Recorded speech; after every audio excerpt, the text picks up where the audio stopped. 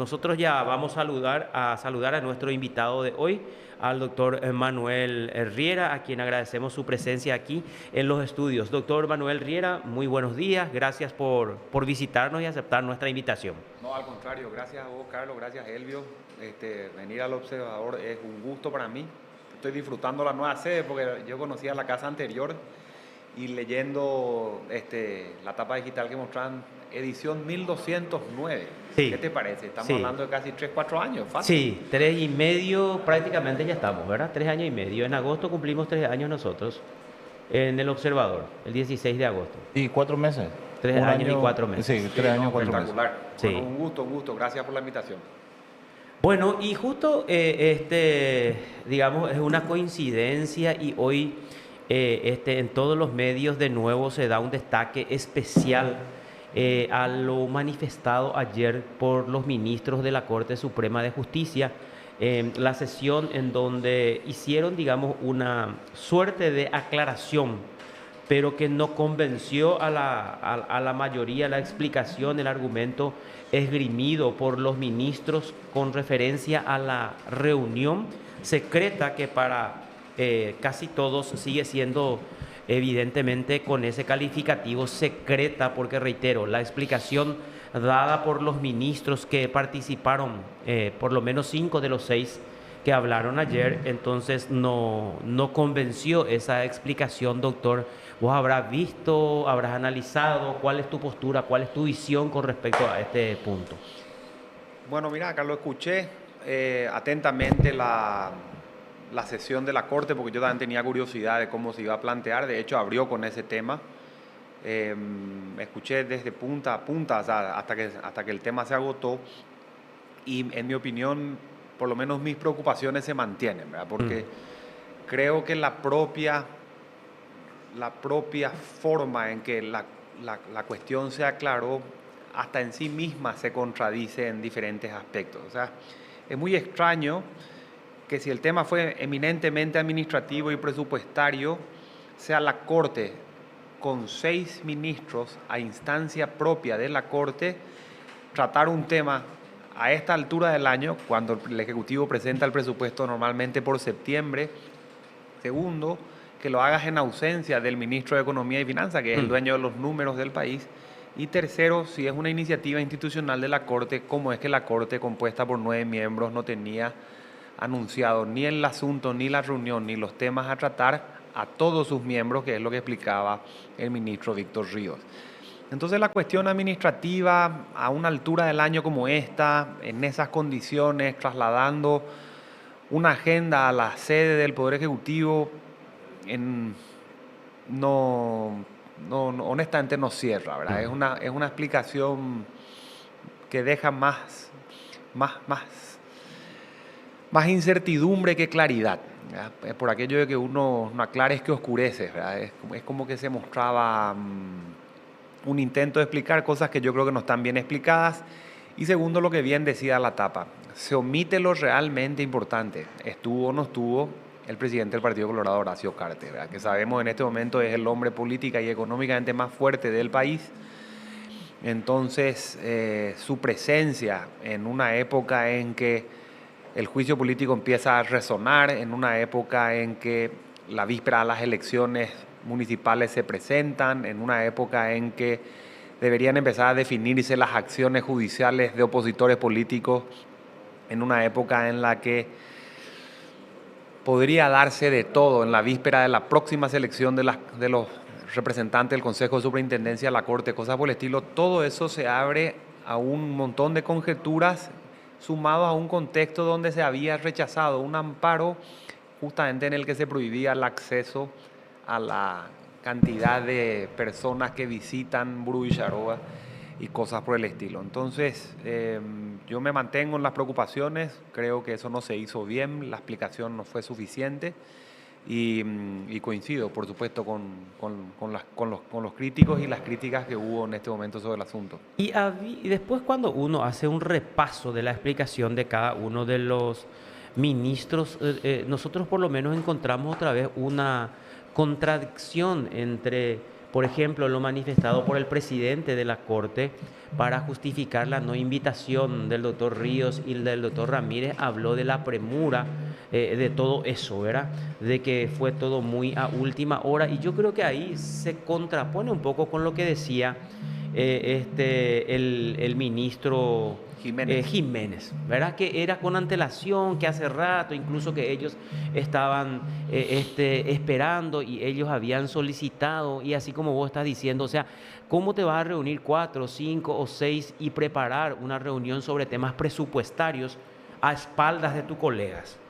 ¿Verdad? O sea, ni Coincido. siquiera una invitación o un aviso de decirle, nosotros vamos a ir a plantearle los problemas de nuestras circunscripciones al presidente de la República, porque yo en Concepción tengo muchos problemas, porque yo como ministro sé perfectamente que vos como superintendente de Paraguarí tenés los mismos inconvenientes, o quizás más o un poco menos que yo nomás, ¿verdad? Entonces se da esa contradicción que otra vez hace que la gente tenga mucho más descrédito hacia esos integrantes de la máxima instancia, autor. Coincido plenamente, Carlos. Fíjate que ese anuncio, esa iniciativa que mencionaban los ministros con cierta antelación, que venía reposando en cierta demora, decía el ministro Jiménez, honestamente no condice con la premura o la agenda apretada o cuestiones que mencionó el doctor Diesel para no invitarlo a Víctor Ríos. Yo señalo que estas son cuestiones que tenían que haberse planteado de otra forma. La explicación no es suficiente, no aclara lo suficiente en mi opinión. Y además, la propia mesa de la plenaria está pensada, el propio Martínez Simón lo decía, para ofrecer las explicaciones y los temas de interés institucional. Yo no sé si en las plenarias anteriores se había planteado el interés institucional de realizar una reunión con el presidente del Ejecutivo por temas presupuestarios administrativos. Entonces la iniciativa a la que refieren los ministros que armaron la reunión no fue canalizada por vía plenaria, fue canalizada de otra forma. Y esa forma excluyó ministros. Entonces, yo insisto en eso, ¿verdad? A mí me hace mucho ruido lo que pasó. Es preocupante porque sí, en mi opinión, la ética es cuestionable en los artículos que mencionaba Elvio al comienzo. Hay que acordarse que no estamos hablando de disposiciones cualquiera, sino que son disposiciones normativas al interior de la Corte, respaldadas por una acordada a la Corte del 2005, con sus modificaciones, con resoluciones que la reglamentan, con definiciones que tienen que ver con honestidad, imparcialidad, independencia, decoro, delicadeza, la figura del juez para afuera en su relación con otros poderes del Estado, etcétera. Y bueno, yo creo que mucho de eso faltó, ¿verdad? ¿Vos crees entonces que se habría cometido algunas faltas éticas y que tendría que intervenir por lo menos para investigar todo esto el Tribunal de Ética Judicial, doctor? Mira, como nosotros, o sea, como yo evalúo esto, te diría lo siguiente, y no es en términos políticos lo que te voy a decir, ¿verdad? Es en términos jurídicos nomás. Si nosotros tres estamos acá hablando de derecho es porque consideramos que el derecho nos rige, nos parece obligatorio, sus normas nos alcanzan, rigen nuestra conducta, la limitan, la autorizan. Entonces, en el fondo, todo lo que tiene que ver con el derecho, sea ético, sea jurisdiccional, sea relaciones del Estado, sea constitucional, lo que quieras, en el fondo reposa una confianza de una sociedad sobre la obligatoriedad de las normas que nos regulan la vida. Y si vos ves que las personas encargadas de hacer cumplir las normas que nos regulan la vida empiezan a incumplir dichas normas, lentamente se va socavando esa confianza social que supone dar por obligatorias nuestras normas. O sea, el derecho tiene esa fragilidad, ¿verdad? Reposa sobre una confianza social. Se suele explicar esto en teoría política como contrato social. Si bien no hay un contrato escrito, hay un consenso tácito, digamos, de que el derecho nos rige. Actitudes similares a esta, situaciones similares a esta, no publicadas, no comunicadas, no abiertas, no aclaradas debidamente, socavan esa confianza, socavan ese respaldo. Entonces, esa fragilidad que tiene siempre nuestro sistema reposa mucho en el quehacer de las autoridades. Y este es uno de esos casos donde el quehacer no fue el correcto, en mi opinión, y tiene problemas éticos, en mi opinión, y tiene problemas que van a tener alcance o consecuencia jurídica, porque esa es la razón de la nota que presentaban los abogados de Arregui, de Mario Abdo Benítez y compañía, pidiendo la abstención de los ministros en un caso donde el propio denunciante estuvo principio en esa reunión que se menciona, ¿verdad? Entonces, coincido con eso. Es reprochable, en mi opinión, la manera en que se trató el tema, no el diálogo en sí, porque institucionalmente las cortes pueden hablar con el resto de los órganos del gobierno, pero no se habló ayer en la aclaración de la corte sobre por qué fue secreta o no, ¿verdad? Entonces se mencionó mucho el artículo 3 de control recíproco y de interdependencia de los poderes, pero yo creo que ese no es el caso. El caso es por qué esto es secreto. O sea, Sí. la cumbre de poderes es una manera de aplicar el artículo 3 como corresponde, pero no sé si en la forma en que pasó esto, eso está logrado, ¿verdad? Lo que puede generar también un quiebre dentro de un cuerpo colegiado, doctor, porque según el presidente César Diésel, por la premura del tiempo, no pudieron darle aviso a todos, en el caso de Víctor Ríos, el caso de Manuel Ramírez Candia, pero sin embargo uno de los ministros ayer en una entrevista dijo: a mí el día anterior me llamó pero no pude atender, devolví la llamada, no me pudieron atender y llegué 5 minutos antes de la sesión y ahí me avisaron. Pero no hubo tiempo para los otros 2 ministros. Entonces, el quiebre también que puede generar esto dentro de ese cuerpo colegiado, ¿verdad? Mira, que hoy no dé el tiempo es una explicación difícil de aceptar, ¿verdad? Si estábamos en el 300 antes de Cristo y el mensajero tenía salida a caballo 100 kilómetros, te doy, ¿verdad? Pero hoy, no tener tiempo para avisar en un mundo en el que las simultaneidades está al orden del día. O sea, yo puedo hablar con quien quiera ahora en el resto del mundo. Esa es una explicación que yo, por lo menos, siendo Víctor Ríos, no la aceptaría. No, y categórico, porque aparte confirmaron plenamente que los ministros, lógicamente, tienen un grupo de WhatsApp entre 8, porque el que no tiene celular, o si tiene, no aplica esa tecnología, es el doctor Garay. Entonces, a través de ese grupo se puede extender la invitación. Y además hay otros puntos que cuando uno observa bien la actitud de los ministros, que ayer, desde mi punto de vista, no se animaron a mirar de frente la cámara. Si uno observa detenidamente, el único que mira de frente para hablar así fue el ministro Jiménez Rolón. Después, Carolina Llanes, que prácticamente no se le veía, el doctor Jiménez, el doctor Alberto Martínez Simón tampoco así, y tampoco el doctor Benítez Riera, ¿verdad? Y la explicación del doctor Benítez Riera a mí me parece hasta jocosa, ¿verdad? En el sentido de que, bueno, yo lo que quiero aclarar, ¿por qué yo me fui? Yo me fui preocupado por el rumbo, porque se implementa el año próximo.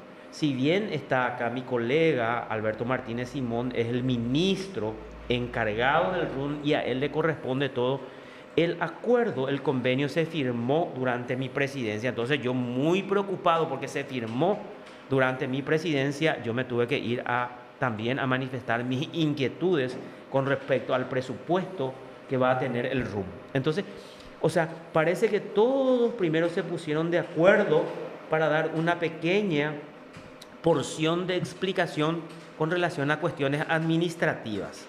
Porque no tiene pues sentido que yo, habiendo un ministro encargado, me vaya yo a preguntar o manifestarle esa inquietud al presidente de la República. Lo tendría que preguntar, lógicamente, a mi ministro enlace o responsable de todo eso, ¿verdad?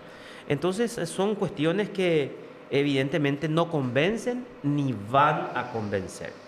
Y no hay ninguna explicación convincente desde ese punto de vista, doctor. Y esto tiene un alto grado acá de reproche social. Hay un reproche social importante y estaba, para enfatizar lo que usted estaba diciendo, este, acá en el Código de Ética, en el artículo 14, cuando habla de la dignidad judicial, justamente dice que se tienen que abstener en incurrir en conductas que directa o indirectamente lesionen o menoscaben los valores de la función judicial y aparezcan socialmente reprobadas. Esto es lo que dice el artículo 14 del Código de Ética y que habla, reitero, de la dignidad judicial. Entonces, acá evidentemente también mirando todo esto, se atentó contra esa dignidad, esa majestad de la justicia que creo que dijo justamente el doctor Santander anoche en una de las entrevistas. No, y es así, ¿verdad? Yo escuché la entrevista que tuviste con Mabel, donde le semblantearon Sí, a la reunión, ¿verdad? Lo que puedo decirte es que yo sí, desde el día uno, sin haber escuchado estas explicaciones, cuando salió la noticia del observador por primera vez, sí dije que habían cuestiones éticas insoslayables, ¿verdad? Porque el artículo 3, así como se explicó ayer, no se desarrolla de esta forma. O sea, nadie discute que un poder del Estado puede hablar, o de hecho habla con otro poder del Estado. Creo que lo que se cuestiona acá es, el presidente del Partido Colorado no es un poder del Estado, por un lado. Segundo, no fue una reunión institucional, porque la ausencia de un par de ministros eso lo explica. Y tercero, el esquema normal de centrar el trabajo entre poderes es a la luz del día, ¿verdad? Entonces, yo creo que el artículo 3 no es el caso, ¿verdad? Nadie está discutiendo su validez, su aplicación, sino que eso no es lo que ocurrió. Es otra cosa lo que ocurrió, sí. de otra forma. Y se está cuestionando eso, se está cuestionando una forma que ayer creo que no se explicó, la presencia de actores políticos que ayer se omitió y la ausencia de ministros que van, digamos, en detrimento de la figura institucional de la que se habló. Entonces creo que un poco faltó eso. Yo no sé si la Corte va a insistir mayormente en esto o no sé si le va a dar mayor explicaciones a este asunto o no. Pero lo que le queda a la gente que le interesa ver estos asuntos es simplemente cómo reaccionan las cosas. A las personas que están hoy en el ejercicio del poder público hay que medirlas por lo que hacen, no por lo que dicen.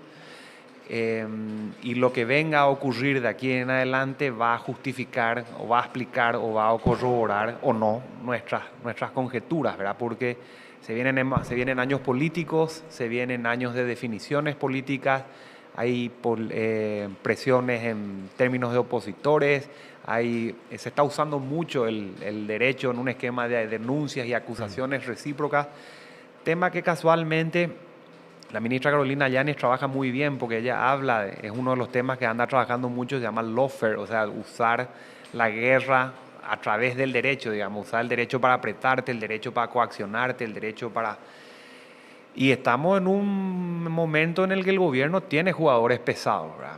O sea, cuando discutís con Pedro Velar, discutís con Pedro Velar. O sea, otro nivel, otro calibre de abogado, otro peso político, cuando pisa tribunales se oye, o sea, ese es el grupo de personas con las que se está discutiendo y la imparcialidad de los jueces se pone a prueba en esos casos, ¿verdad? Ahí es donde se da la cuestión. Por eso yo decía alguna vez, los ministros que se declaran inamovibles en funciones de inconstitucionalidades que ellos mismos plantean y ellos mismos resuelven, no resuelve el problema de la independencia judicial. Es una falsa creencia. Además que jurídicamente para mí es incorrecta, pero a su vez no puede ser que un inamovible como Bajá, que esté condenado por coima, y un no inamovible como Altamirano no tenga un solo reclamo de ningún tipo. Casualmente todos los inamovibles se fueron a la reunión con Santiago Peña y uno de los no inamovibles no. O sea, ¿entendés? No pasa por ahí. El tamiz final sigue siendo el hombre, la persona, el juez. Vos sabés que justamente aprovechando ya eso me das pie a que conversemos sobre este punto, porque yo te suelo escuchar en varias entrevistas y yo coincido contigo. Para mí no pueden ser ellos inamovibles justamente luego por estas cuestiones y por la falta de transparencia, por la falta de control, por la falta de desconocimiento que tenemos los ciudadanos con respecto a lo que ellos hacen en muchas cosas, y por la falta de rendición de cuentas claras por parte de ellos mismos. Reitero, por eso coincido contigo y le decía justamente en una entrevista anterior la semana pasada a Ezequiel Santagada, porque él está de acuerdo con esa inamovilidad, porque se vende una supuesta independencia con esa inamovilidad. Y le decía en la entrevista justamente ese hecho, uno de ellos, no puede hacerlos inamovibles, o sea, tiene que ser la conducta de ellos. Y eso que vos estabas diciendo, que son elementos muy importantes, vos hablas también del elemento jurídico y de todas las actuaciones de ellos. Por eso yo no coincido que ni los ministros ni ninguna autoridad pública sea inamovible en este país, porque no tenemos un control de lo que hacen ellos. Ahora, si pudiéramos entrar, te quieren comparar cómo en los Estados Unidos o no sé en dónde, en qué países de primer mundo son inamovibles. La distancia es enorme en todos los sentidos. Acá así funciona. Y la pregunta es para aquellos que están de acuerdo con la inamovilidad. ¿Pueden ser inamovibles? ¿Pueden estar 20 años estos tipos de ministros que así con su conducta, no con su discurso, que es diferente? Entonces, aprovechando ese término que usaste también, ser inamovibles. Mira, yo sostengo lo siguiente. O sea, inamovible es simplemente una persona que no puede moverse. Esto lo va a entender perfectamente un ovetense, una persona de Caguazú, una persona del Guairá. Porque hay veces que vos sos juez en Caguazú, pero vivís en Oviedo, o juez en Oviedo, pero vivís en Villarrica. Te alejan de la casa, te alejan de la familia, te alejan de un montón de cosas. Entonces, la inamovilidad pretende no solamente que el juez no pueda ser echado, sino que siga haciendo el trabajo donde se espera que esté. O sea, en su ciudad, en ese lugar, en esa competencia, primera instancia, juez de paz, juez letrado, lo que te toque, durante 5 años. La Constitución habla de 5 años. La inamovilidad entonces tiene un tiempo limitado o finito. No es perpetuidad. Cuando la inamovilidad se traslada a más de 5 años, eso viene por un proceso de confirmaciones de esos jueces. Y esos jueces pasan de ser juez 5 años a otro periodo similar y a un tercero, o sea, en el periodo 15 son inamovibles y se quedan ahí. Ahora, los jueces de corte, sin embargo, entienden que ellos no son jueces o magistrados, ellos son ministros. Y el ministro es un magistrado distinto del juez no ministro y por ende está vinculado al artículo que tiene el juicio político como un mecanismo de remoción y en la edad de los 75 años como un mecanismo de cesación. Cesar o ser removido no es lo mismo que inamovible. Una cosa es la duración para ser juez, 5 años. Otra cosa es la cesación, que es la edad a la que cesás, 75 años. Y otra cosa es que te remueven, aunque seas inamovible, que es el juicio político. Yo personalmente creo que jurídicamente eso es sostenible perfectamente. Es un criterio que nos impera desde que la Constitución tiene estos problemas en la época de Niteira, la Burgos para acá.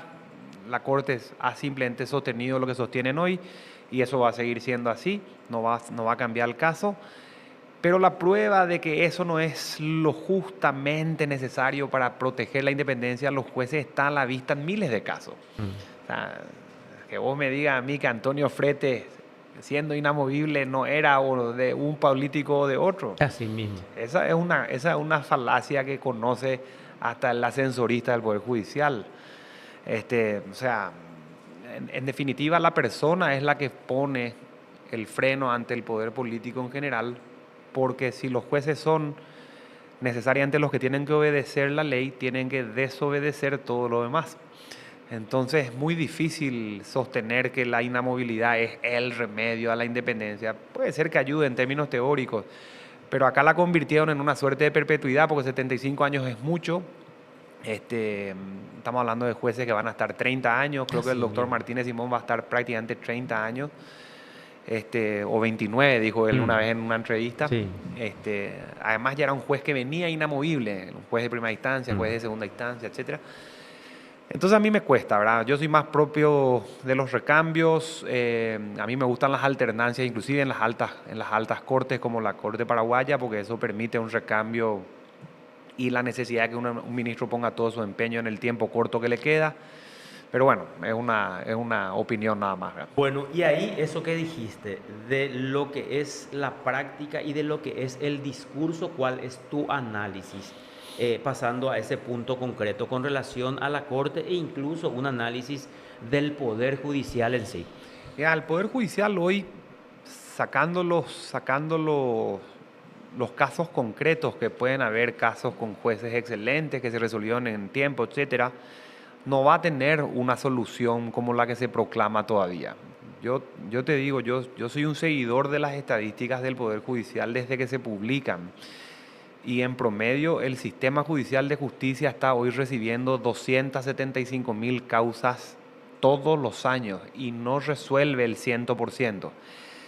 No se puede determinar cuánto resuelve, pero así como publican los casos ingresados, publican las sentencias definitivas y el conjunto de sentencias definitivas no supera el 65% de las causas. Quiere decir que 35 estás mandando al año siguiente, que se van a sumar las 275.000 nuevas que van a venir, y vas a tener 300.000 causas que arreglar, de las que vas a arreglar otra un 65-70%, y es honestamente muy difícil que un Poder Judicial dé abasto. Esto está confirmado por la doctora María Mercedes Bungermini, que se jubiló, entre otras tantas buenas juezas que perdió el Poder Judicial, diciendo es humanamente imposible entender estos asuntos. Fue publicado una vez el juzgado, se llamaba La Muerte o el Cementerio de los Expedientes. Después de la pandemia hubo un montón de renuncias y un montón de itinerancias hasta que finalmente se pone el juez definitivo y encontró el despacho con 10.000 causas atrasadas. O sea, es honestamente muy difícil. Los secretarios judiciales con los que hablo, los jueces con los que hablo, te cuentan esto y están enfrentando niveles de estrés brutales. No tienen las herramientas, no tienen el personal suficiente. Entonces, con una realidad como esa, la morosidad no deja de ser, en mi opinión, el principal problema. Que yo pierda un caso con Elvio y bueno, está bien, apelaré ante Carlos. Pero pierdo, ya se resuelve, me voy a lo siguiente. Acá estamos hablando de niveles de morosidad elevadísimos, cosas que no se resuelven a tiempo. Eso es lo que normalmente se reclama. En la época yo estaba en el colegio de abogados, ese era el reclamo, no había otro. Principalmente eso, y en forma transversal la corrupción, ¿verdad? En un esquema donde tantas cosas faltan por resolverse, la corrupción resuelve los problemas, ¿verdad? Bueno, ¿y qué se puede hacer ante esa situación, ante esa realidad tan patente y tan contundente? Porque no podemos desconocer eso, pero tampoco sabemos cuál es el mecanismo que implementa la Corte justamente para combatir esa mora. Ellos no son claros tampoco en ese sentido y mucho menos cuáles son los mecanismos que utilizan para combatir eso que también es muy grave, que es la corrupción interna. No conocemos esa realidad, no conocemos esa estadística, porque cada presidente que asume cada año te dice el principal combate es el tema de la mora, ¿verdad? Pero no te dan una estadística y no te dicen van a medir lo que yo estoy diciendo a fin de año. Ahora tengo una mora de 65%. Y lo que yo prometo es por lo menos bajar un 5% o un 4%. Y ahora tenemos de mora 275.000 y prometo bajar por lo menos en 250.000. No tenemos, doctor, ese tipo de datos y esa claridad con que ellos también puedan actuar con nosotros. Yo creo que esos datos no están publicados, pero la Corte podría tenerlos desde la implementación del expediente electrónico. Lo que pasa es que cuando vos te vas a la reunión en la que se hace la rendición de cuentas te tiran números que en mi opinión son ineficientes para ese tipo de análisis. Que la Corte diga en su rendición de cuentas, emitimos 1.355.000 providencias y no me dice nada. ¿Qué pasa si son 1 millón de téngases presentes? Ocurra por la vía que corresponda. O sea, esas son providencias, pero no marcan eficiencia en la actuación de un juzgado determinado. Que hayas dictado 585.000 autos interlocutorios, y pueden ser recusaciones, pueden ser honorarios, pueden ser inhibiciones, pueden ser incidentes, cualquier cosa. O sea, yo creo que la Corte, los números que tiene que hacer y eventualmente publicar son los que están más vinculados a resolver o la morosidad o resolver los problemas de los jueces. Eso tiene que trasladarse en un informe al legislativo.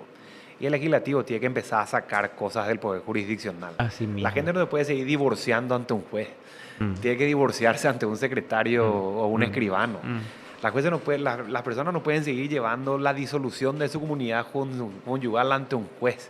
Hacerlo ante un escribano. O sea, hay un montón de procedimientos como el beneficio de litigar sin gasto. ¿Para qué eso tiene que atender un juez? Que venga ya el sistema con personas con dicho beneficio de otra forma. O sea, no sé, yo trataría de simplificar el índice de litigiosidad, eliminando del sistema judicial un montón de discusiones que pueden trasladarse al ámbito privado de la gente, con temas mucho menos burocráticos, y la corrupción también va a menguar en tanto y en cuanto el sistema de respuestas. No sé, ustedes se fueron a sacar alguna vez la cédula de identidad o el pasaporte de identificación. Vos llegás a formar la fila, tenés 700 personas delante, te atienden y te dicen vení dentro de 6 meses. Al salir, hay un tipo que te dice, si me paga 300, puede venir mañana. Sí. Entonces, ese tipo está ahí y me obliga a mí o me expone a mí a corromperme por 300.000, pero porque identificaciones no va a tardar 6 meses. Si me entregan la cédula en el día, ese tipo no estaría ahí. O sea, si haces eficiente el sistema, la corrupción mengua o se traslada a otro lado. Yo creo que esa eficiencia es un tema que la Corte tiene que trabajar. Hoy está, creo que, cerrando el expediente electrónico fácilmente, un periodo de 5 a 10 años. Son números que pueden mostrar muchísimo. Yo no sé si están publicados, pero sí podrían estar mejor procesados y la Corte tendría que hacer eso, en mi opinión. Y si ustedes quieren una última, el esquema de división de salas, yo haría El presidente de la Corte Suprema, en el ejercicio que preside, no puede ser juez. Él tiene que ir a recibir los diplomáticos, los embajadores, los ministros, discutir presupuestos, o sea, ser prácticamente un gerente ese año. Y los 8 ministros restantes no pueden ser diplomáticos, se dedican a ser jueces de corte. Entonces, el que va a cortar la cinta, el que va a recibir el nuevo terreno, que sea ya el presidente todo el año.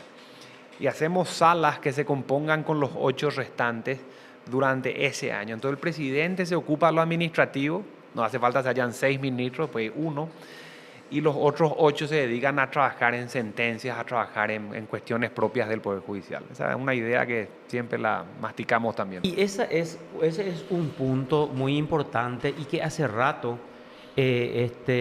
a través de las diferentes organizaciones no gubernamentales, se estaba queriendo por lo menos concientizar, porque creo que es el modelo chileno. Yo me iría incluso más allá, que los miembros del Consejo de Superintendencia se ocupen de esos temas administrativos, incluso, ¿verdad? Porque allá creo que el modelo chileno es el que tiene ministros, uno ocupado de recursos humanos, el otro, así como esas cuestiones que vos estás diciendo, y otro de las partes administrativas.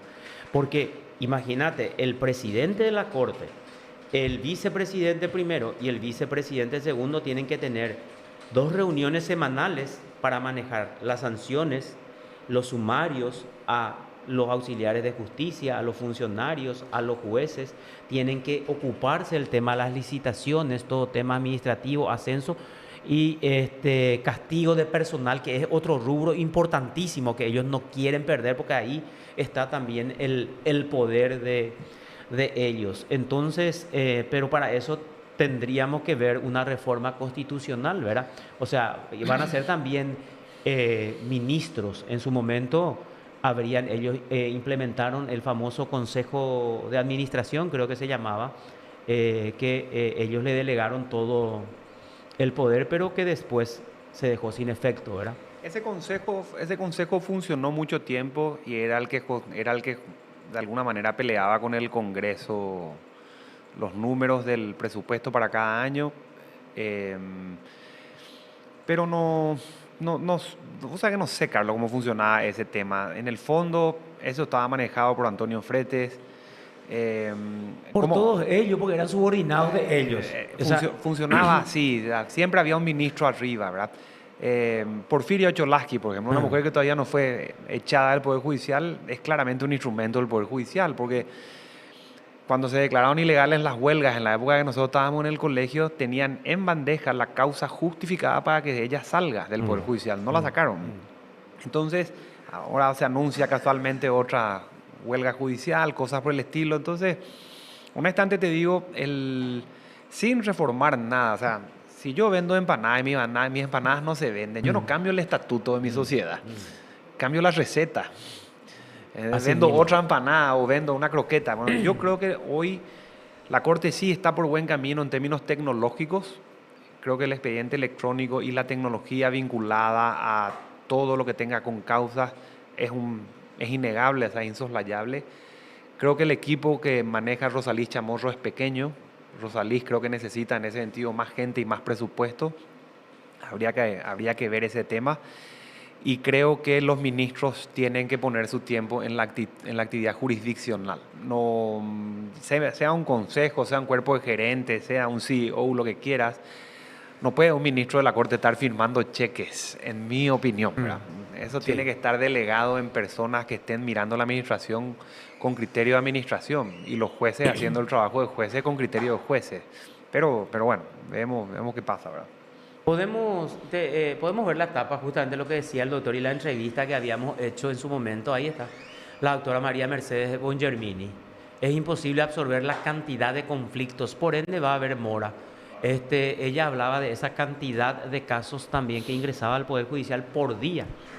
Y que eso, porque ella daba el ejemplo que ella de 24 horas trabajaba a veces 22. No, Y que cierto, igual.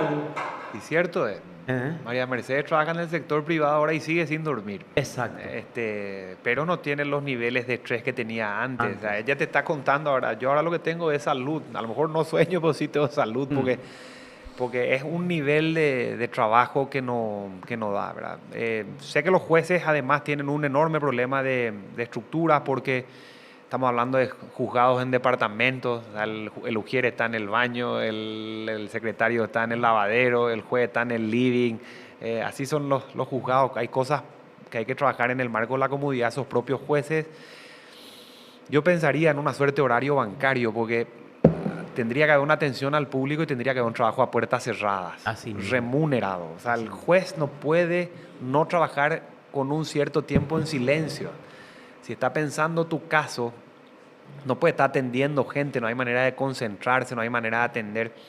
Entonces yo creo que esas son cosas de atención inmediata en una administración común y corriente. Hay que hablar con los jueces a ver qué necesitan.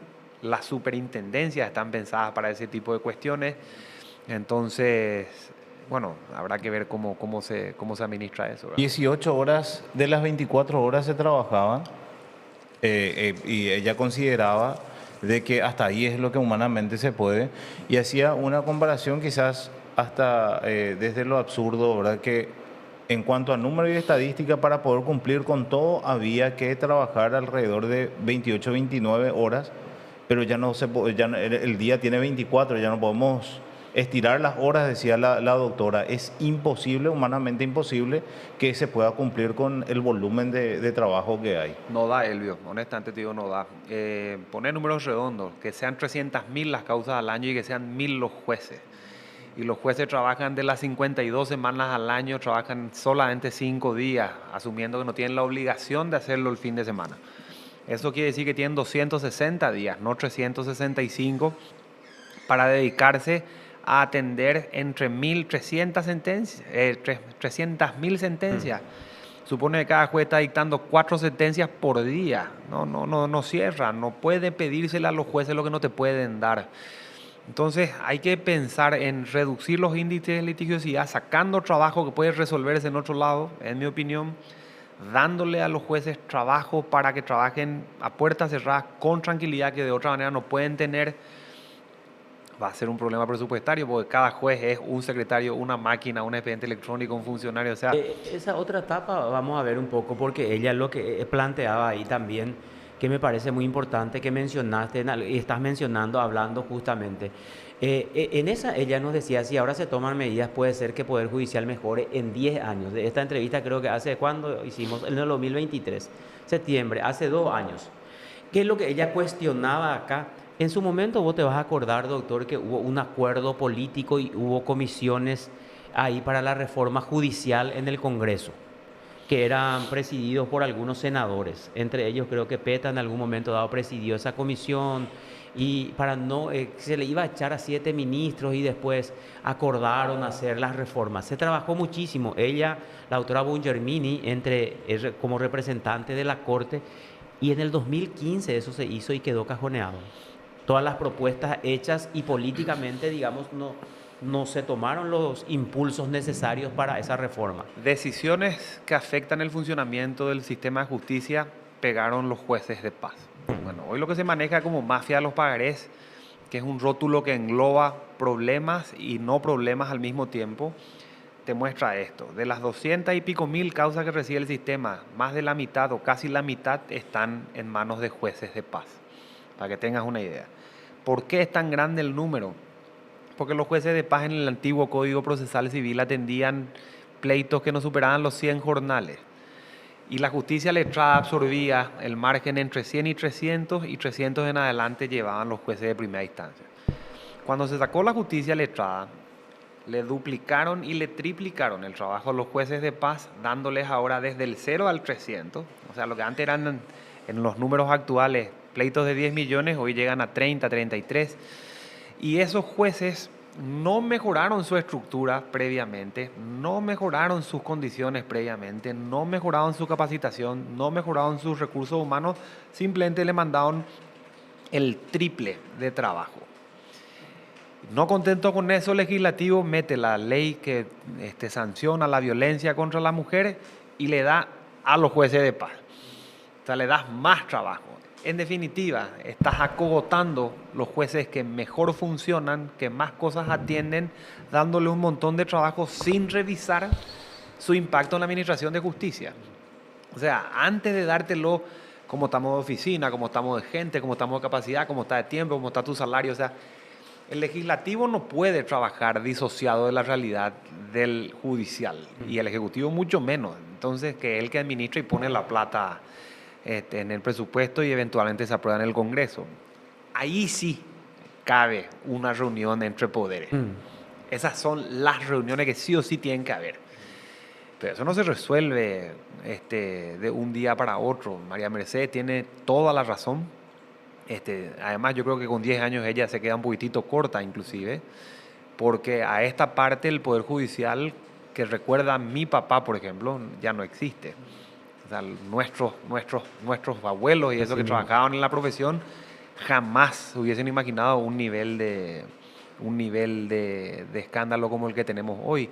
Agregarle el problema del Ministerio Público, que es un monstruo gigantesco, agregarle el número de abogados, que estamos 70 y pico mil, creando abogados en universidades de garage, del que salen los jueces, del que salen los ministros, del que salen los Hernández Rivas, del que sale todo ese cúmulo de gente, entra a un sistema y los abogados tampoco es que colaboremos mucho, ¿verdad? Incidentamos, urgimos, planteamos, recurrimos, o sea, hacemos un montón de trabajo que sobrecarga el sistema. Entonces, es difícil, va a tomar tiempo. Yo no creo que esto se arregle con medidas legislativas nomás. Sí cabe ahí una tensión entre poderes por el tema presupuestario y administrativo en el impacto del sistema, pero quien está realmente en la posición de decir dónde le aprieta el zapato es la Corte. Desde afuera podemos tocar de oído, pero no tenemos información publicada como para dar una respuesta correcta. La actuación de los gremios, ¿cómo vos ves? De los gremios de abogados en todos estos temas que guardan relación lógicamente al ámbito judicial o al sistema de justicia en general. Se le incluye ya al Ministerio Público, hay a los demás órganos. No sé, el colegio de abogados era un colegio que estaba antes en los diarios, hoy ya no está. Era un colegio que antes respondía a entrevistas, que hoy ya no responde. Si es ese un aspecto que estamos cuestionando, yo te diría que sí, que hay más silencio que antes, hay posiciones menos críticas que antes. Pero bueno, esa es un poco la impronta de cada colegio en función de las directivas que recibe. Eh, yo estuve en ese colegiado muchos años, sin perjuicio del tiempo que me tocó presidir, cuando no, las reuniones en el colegio a veces simplemente no tomaban la decisión en ciertos asuntos y aunque vos presidías, no tocabas el tema porque tu colegiado te decía que no, esto no había que hacer. Es como, digamos, respetar eso al interior del cuerpo y actuar en consecuencia. Pero hoy no sé cómo está en ese tema el colegio, no lo ves muy presente en estos asuntos. Me acuerdo que hubo un cambio grande de dirigentes porque nosotros en ese momento nos reuníamos con más o menos 25 o 30 colegios de abogados del interior, colegios, órdenes, viajábamos mucho con lo que terminó creándose la CONAP, que es el Consejo de Colegios, buscando una ley de colegiación. Colegiación que terminó en el Congreso, pero no como una ley, el proyecto está ahí. No se revivió más, está entre las cosas en desarrollo, pero nada más que eso. Y a mí me encantaría que los gremios de abogados retomen la voz cantante en estos asuntos porque son los mejores recipiendarios de la crítica de los diferentes abogados que sufren el sistema en sus ciudades. El abogado de Ciudad del Este no tiene los problemas que tiene el asunceno. El abogado vetense no tiene los problemas que tiene el concepcionero. Increíble. Cada uno tiene sus diferentes problemas, mayores o menores, de mayor o menor envergadura, y esos hay que resolver. Entonces el diálogo con los colegios, con la corte o con el superintendente que representa la corte en esa localidad, es un diálogo que yo retomaría. Me acuerdo que en la presidencia de César Diesel eso se tomó expresamente la posición contraria. El ministro no quiso durante su presidencia hablar, se lo recordó más de una vez el ministro Ramírez Candia en plenaria. La respuesta siguió siendo la negativa. Y nada, yo extraño un poco la época de la doctora Pucheta en la que sí se hablaba, extraño un poco la época de Torres Kimser, que te escuchaba, no es que, no es que hablaba demasiado, Sí, pero te escuchaba. que te escuchaba. Eran presidencias más abiertas. No sé si eso hoy se mantiene, lo que sí recuerdo es que con esta corte nos costó mucho más mantener el diálogo. O sea, Víctor Ríos, en cambio, sí es un ministro mucho más abierto, Santander también es un ministro mucho más abierto, Ramírez Candia es un ministro mucho más abierto, Eugenio Jiménez, por supuesto, porque viene luego de la abogacía, pero la presidencia de la corte, vos sabés que no perdió eso. Yo creo que es un error porque yo veo que la rural habla con el Ministerio de Agricultura y Ganadería, yo veo que la industrial habla con el Ministerio de Industria y Comercio, o sea, ese diálogo sector privado, sector público para mí enriquece mucho el mejoramiento del sistema porque yo como beneficiario te digo que no recibo, que me falta y ahora creo que eso está muy atenuado, ahora está un poco bajo. Doctor, ¿y algún otro aspecto que vos quieras resaltar? Porque no sé si ahí tenés algunos puntos anotados o que vos quieras hablar y decir, este aspecto quiero tocar porque me parece son interesantes. ¿Cuáles son los aspectos que tocarías? No, yo traté simplemente de hacer un recuento de las principales noticias, más que nada de este año 2025, para tratar de hacer un recuento grande. Puntualmente, por supuesto, el Poder Judicial va a estar muy, no sé si estigmatizado es la palabra, pero va a estar muy afectado por su rol en el tema de la mafia de los pagarés. Los números son muy grandes, tienen demasiadas personas sufriendo lo que pasaron en esos procesos, pero te digo nomás, las medidas no están viniendo. La Cámara de Diputados anunció la aprobación del proyecto de ley que supuestamente va a arreglar estos asuntos. No, ese proyecto de ley no dice nada que no diga ya el Código Procesal Civil. O sea, todo lo que el proyecto de ley supuestamente agrega ya está en el código. Entonces acá lo que en definitiva se crea una comisión para que acá se haga un registro de víctimas y después vos como víctima registrada te vayas a decirle a un juez, encontrar mi expediente y si no encontrás, levantar los embargos. O sea, es una cosa que puede tener un efecto positivo en quienes injustamente recibieron dicho embargo y un efecto negativo en quien justamente los recibió. No es cuestión de perder el expediente nomás. Así de sencillo, ¿verdad? Entonces, no sé, ese tema le va a marcar mucho y va a tener coletazo inclusive para el año que viene. Yo también creo que los problemas de morosidad y los problemas de narcotráfico son temas que la Corte los tiene que tener muy presentes. Hubo muchas imputaciones, muchas denuncias, muchas no confirmaciones de jueces en las plenarias por sobreseimientos, levantamiento de prohibiciones, agentes vinculados al narcotráfico, gente vinculada al crimen organizado, jueces que parece que estaban, que no estaban, irregularidad en las funciones. O sea, se nota eso, que ese Poder Judicial tiene un problema de corrupción al interior, que también tiene que, de alguna manera, revisarlo. Sí encuentro como positivo el enorme esfuerzo que se sigue haciendo porque el expediente electrónico llegue a más y más y más. Ahora la Corte creo que en su totalidad está siendo alcanzada, inclusive la Sala Constitucional. Sé que hay un enorme esfuerzo que se hizo en la Sala Constitucional para dictar más sentencias de las que se dictaban antes, resolviendo las acciones. Pondría entre paréntesis a qué costo de calidad de sentencias. Porque cuando dictas mucho, muy rápido, se sacrifica un poco de profundidad en la atención de las cosas. Entonces, habría que ver cómo que eso es algo que se tendrá que medir, me parece, más bien el año que viene. Y por supuesto, creo que al Poder Judicial tienen que acompañársele con una posición firme, respetuosa, pero firme, de los gremios que son los principales intermediarios entre quienes reciben el sistema y quienes lo sufren, ¿verdad? Entonces yo diría que estas son las cosas que van a marcar el 2025. Que se habilite un nuevo juzgado, que se nombre un nuevo juez, que cortes una tela en la que inauguraste un nuevo lugar, más libros en la biblioteca. Sí, son cosas que hay que hacer, pero realmente donde el juzgado te da la satisfacción o no está en el tiempo de respuesta. Los tiempos siguen siendo muy largos. La Corte no es la excepción. Después de la justicia penal es la segunda más morosa desde sus estadísticas. Entonces, creo que está en eso el principal reto para el año que viene. Ahora, sí. Seguimos aquí con el doctor Manuel Riera, porque hay todavía algunos temas que a desarrollar. Y uno de los temas justamente, Carlos, que estabas hablando, la rotación, el tema de la superintendencia, que finalmente no se va a rotar.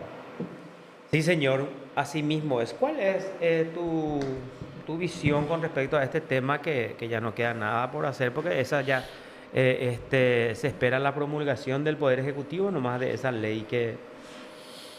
Me interesaba ver cómo iba a funcionar el sistema anterior. O sea, esa fue una iniciativa no muy antigua, porque el senador Santa Cruz había impulsado eso en su momento.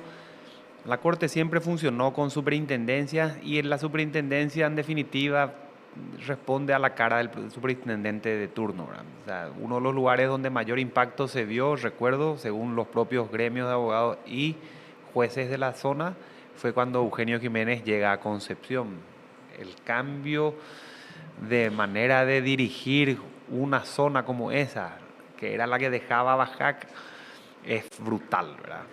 La llegada de Alberto Martínez a Puerto Limpo y el abandono de Bajac, se notan los cambios de manera brutal. Entonces, un sistema puede tener su lado positivo, su lado negativo en función de los hombres, pero yo creo que las leyes en el ejercicio del poder y las normas en general en el ejercicio del poder tienen que ser restrictivas a que los excesos se cometan. No pueden las leyes hacerse esperando que el ministro sea un buen tipo.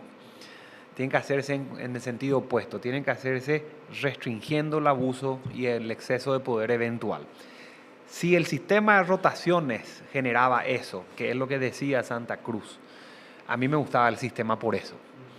¿Ya? Porque entonces permitía que un superintendente no se afinque o no se afeude, como se dice hoy, generando relaciones con determinados jueces en determinada localidad. Es cuestión de que veas, cuando el observador pueda meter la nariz ahí, van a encontrar seguramente cómo funciona Villa Ayes. Villa Ayes tiene una fiscal en lo civil y un grupo pequeñito de síndicos para atender la carga más grande de convocatorias de acreedores que tiene ese lugar. La convocatoria de acreedores debería seguir un régimen de competencia vinculado al domicilio o del deudor comerciante o de la empresa deudora comerciante, sea donde sea que tiene su comercio, su asiento de sus negocios. Pero increíblemente los abogados están llevando miles de convocatorias a Villa Ayes, donde se están arreglando las convocatorias de Villa Ayes. Esa es una cuestión que la propia Fiscalía Civil dice, me extraña que todos vengan a discutir acá. Entonces, no me extrañaría que detrás de una tendencia a irse a discutir en Villa Ayes tenga razones no jurídicas, digamos. Por eso es que esa rotación sería buena, en el sentido de que cambiemos el superintendencia, que esto no está viendo, venga otro que sí lo vea, y así miles de casos pueden tocarse en el tema. Ese tema quiero tocar ya para aprovechar, profundizar un poco, porque si nos dijiste es por algo. ¿Y quién es el juez que... Hay varios. Hay varios. Villa Ayes es enorme, tiene un edificio de 3 o 4 pisos, tiene jueces penales, jueces de la niñez, jueces civiles. Pero las convocatorias van ante el juez civil. Van a lo civil, pero lo que pasa es que son también jueces multifueros. Hasta ahí tenés creo que 4 turnos a esta altura en Villa Ayes. Antes había uno nomás, ahora ya hay 4, de lo que creció, porque Asunción como Gran Asunción se expandió también. Lo que sí llama la atención en esas conversaciones que yo tenía con la Fiscalía Civil allá es el cúmulo enorme de convocatorias de acreedores que se producen. Si eso tiene en el fondo alguna cuestión que haya que revisar, esas son las cosas que tiene que mirar un superintendente. Si no las mira, entonces a lo mejor un superintendente distinto puede hacerlo. Que encuentres algo o no es contingente, pero el hecho de que eso se llame la atención, vos ves cómo tu estadística sube en convocatoria de acreedores en una localidad y se desinfla en la otra, esa es la gestión de información y tecnología que la Corte creo que está en condiciones de hacer simplemente con un esquema de filtros de las diferentes acciones que ingresan a su sistema.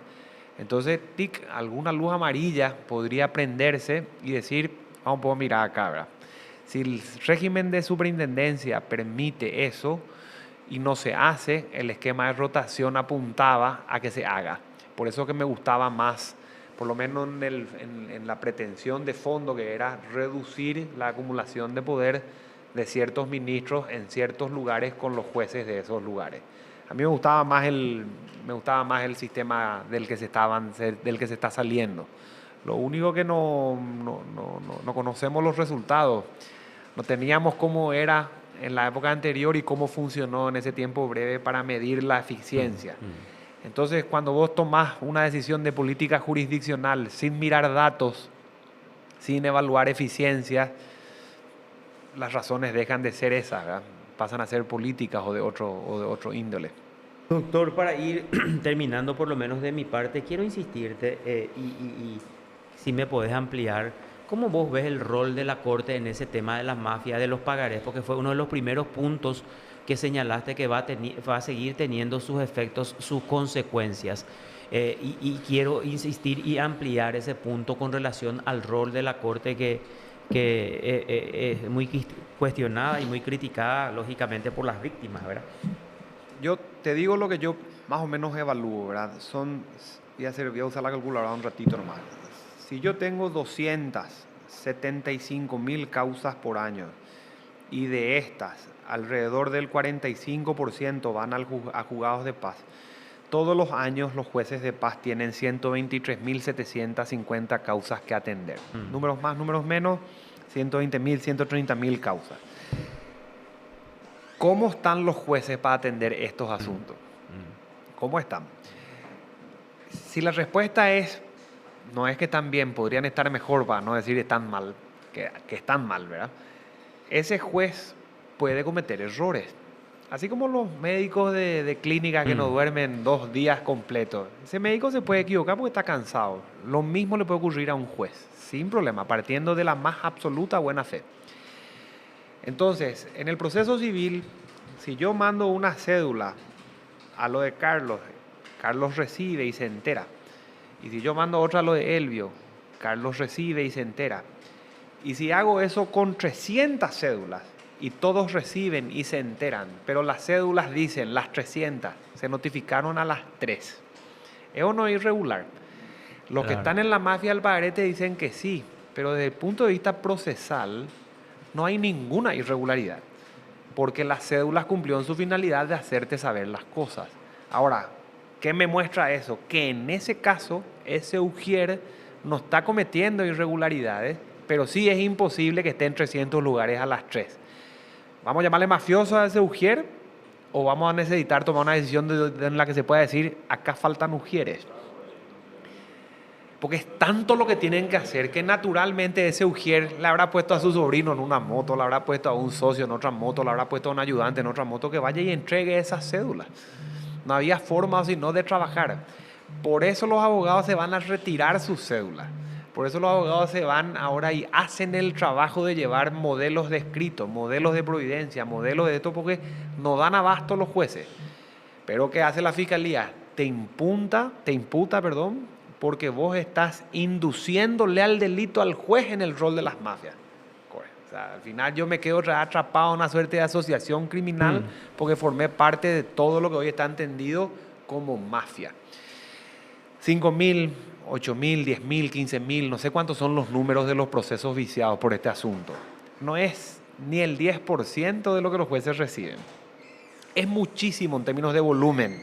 Es demasiada gente con demasiados problemas. Pero en términos de sistema no es el 10%. O sea que mucho de lo que está pasándole a ese 10% puede ser a su vez causa de muchos errores. Entonces la Corte debería hacer las dos cosas. Acompañar la posición política en el esfuerzo del legislativo y del ejecutivo por darle una solución a los que tienen el problema real y acompañar la posición administrativa jurisdiccional al interior de su sistema y decir, nuestros jueces se están equivocando porque les falta algo. Personal, gente, recursos, tiempo, otro juzgado, esto es así, esto es así, sacame este, cambia este. Eso es lo que deberíamos ver. Lo que pasa es que eso no se ve. Hoy hay un rótulo enorme que se llama Mafia de los Pagarés. Hay una organización ciudadana que es Asociación de Víctimas de esa Mafia. Hay una posición mediática de diferentes actores políticos diciendo una vergüenza esto, una vergüenza aquello. Pero con levantar la voz, criticar acá, criticar allá, no arreglamos el problema de esa gente. Ese proyecto de ley que salió de diputados no arregla el problema de la gente. Honestamente te lo digo, yo leí el proyecto, no sirve para nada. Va a generar un sistema de levantamiento de embargo si los expedientes no se encuentran. Y si se encuentra, la ley no dice. Tengo que trabar embargo otra vez. O sea, ¿entendés? Ese proyecto de ley se hizo por gente que no sabe derecho, que no conoce el Código Procesal Civil claramente. Me generaron un sistema de reconstituciones de oficio. O sea, el juez ahora tiene que de oficio decidir, se perdió mi expediente, cuya obligación es suya de cuidarlo, porque esa obligación del juzgado en manos del secretario, la culpa tiene la parte. ¿Por qué no la tiene el secretario, que es el encargado de la custodia? ¿Y cómo se pierde un expediente electrónico? Quiere decir que la electrónica no llegó a todos los juzgados de paz. Resumiendo, la Corte tiene que tomar un doble rol. El acompañamiento político a las acciones que vienen de los dos órganos de gobierno para darle una solución a las víctimas, pero no saliéndose del esquema jurídico que regula su actuación. No tiene competencia la Corte para hacer lo que la gente le pide, honestamente le digo. No puede la Corte decir desde arriba, anulo todo lo que ustedes me piden. No funciona el derecho así. Pero sí puede a su vez encontrar en esas falencias del propio sistema que a lo mejor generaron errores, no problemas delictivos. Entonces, a lo mejor sí hay ujieres que se equivocaron, sí hay jueces que se equivocaron de manera genuina. Entonces el sistema tiene que ser atendido al interior de la Administración de Justicia, sí o sí. Ahí te quiero preguntar porque vos hablas de errores y no de problemas delictivos. desde el momento en que el Ujier dice que hace en la misma hora esas 300 notificaciones y hay que mirar de esas 300 notificaciones cuántos se presentaron a defender. Por ejemplo, de 150 notificaciones que supuestamente recibió Carlos, las 150 notificaciones con sus 150 afectados, ninguno se presentó a defender. Y el problema acá es que las notificaciones no fueron efectuadas. En O esos sea, casos sí. eso es lo que admiten los propios ujieres cuando dicen, nosotros recibíamos en paquete de 300 y en algunos casos hasta de 1.300 y teníamos que devolverle al juez en 3 días. En 3 días que notificamos todos. O sea, los propios ujieres admiten que delinquieron. No fue un error porque ellos admiten de que llenaban. No, pero no Eh, excluyo lo delictivo. Lo delictivo está. sí, Eso yo creo que está. Además, creo que hay ujieres imputados hoy en día, jueces imputados. sí. No me refiero a que no exista no es que no exista delincuencia o delincuentes o los abogados no estén incluidos. No creo, no es eso lo que quería decir. Sino que además de eso, Sí, tiene que la Corte revisar si hay errores en su sistema. O sea, si ese ujier que mencionaba, ese era un bandido, bueno, ese está en la cárcel, ¿verdad? Y ese juez también. Pero si de ese cúmulo de cédulas, exacto. una está bien, vos no podés llamarle a todas mafias, porque esa una está bien. Y si eso viene a su vez sumado a que no daban luego abasto los jueces, o no daban luego abasto los ujieres, a lo mejor la Corte, revisando su sistema, encuentra que hay lugares donde también el sistema de cédulas tiene que cambiar. También, hoy las cédulas se pagan por vía bancaria. Antes te redondeaban para arriba, cédula de 27.254, los que no te daban caramelo, tenías que pagar 30 y te olvidabas tú 2.266 en todas las cédulas. Entonces, yo lo que te quiero decir es, la Corte tiene que ingresar en el esquema de mirar su funcionamiento de sus juzgados de paz también. Lo que es delito va a la fiscalía y lo que no, lo mismo tiene que arreglarse a nivel sistema. Los jueces de paz no dan abasto. Si todos fueran honestos hoy, toditos, no van a dar abasto. No tiene posibilidad. De hecho que yo creo que eso entendió la Corte porque por otros temas ellos le venían sancionando mucho a los jueces de paz. Después ellos mantuvieron reuniones con los ministros de la Corte y dijeron luego primero, la ley por la cual nos regimos es, no sé, de hace 50 años cuando los juzgados de paz tenían 20 expedientes. Nosotros ahora tenemos 20.000 y seguimos teniendo la misma estructura, un ujier, y tenemos que hacer estas notificaciones. Y por eso creo que la Corte reguló un poco esa suerte no, las sanciones que venían sobre los jueces de paz. Lógico que tiene que acompañar porque es categórico que es... Y ahí la Corte luego se va a poder defender porque la Corte había dictaminado en contra de ampliar estas funciones de los jueces de paz cuando emitió al Congreso su postura con relación al punto. Lo que estás diciendo es así. Yo, por ejemplo, que tengo que trabajar en el juzgado de paz de San Roque, porque ahí me toca el barrio y cuando saco el permiso de menor de mis hijos para su viaje y qué sé yo. La otra vez hablé con el juez de ahí. Es un señor que viene itinerante de Horqueta. En Horqueta él atendía 300 expedientes al año. Ahora atiende 300 al día. Está desesperado el juez. Desesperado. O sea, le metemos en un ritmo de vida que no conocía. Ese juez, vamos a partir de la base que es plenamente honesto. ¿Puede o no puede cometer errores? La respuesta es evidentemente sí. Entonces quizá hay que ver cómo el sistema puede mejorar en ese sentido. Los cheques van a ir desapareciendo lentamente del sistema bancario. Las facturas se están volviendo electrónicas lentamente a nivel tributario. O sea, ¿y qué nos dice la Corte? Necesitamos hacer un proyecto de ley para atender estos asuntos. ¿Cuál es el proyecto que manda al Congreso? Un registro de pagarés, un registro de cheques y un registro de facturas en los juicios ejecutivos. ¿Cómo el Poder Judicial va a volverse el registro de los títulos originales de crédito que por su naturaleza son circulatorios? Ahora no, hay que retirar. Y yo que soy acreedor de un pagaré o de un cheque, de una factura contra Carlos, tengo que dejar en el juzgado cuando me piden, y cuando retiro soy depositario a riesgo de quedarme atrapado en un hecho punible por quebrantar el depósito. O sea, de acreedor yo soy es una locura, ¿verdad? Terminás más en manos de usureros, porque este tipo de esquemas traen más burocracia al problema, donde van a haber más errores. Yo creo que hay que simplificar el asunto, hay que meter tecnología a full, hay que tratar de ver el sistema como quien comete delitos, pero a su vez como quien tiene una enorme oportunidad para arreglar el sistema de administración vigente en el funcionamiento de esos jueces de paz. Y eso es, creo, lo que tiene que hacer la Corte, porque es la mejor informada, ¿verdad? Es la que tiene los datos, es la que tiene las estadísticas, es la que tiene la relación con las asociaciones de magistrados.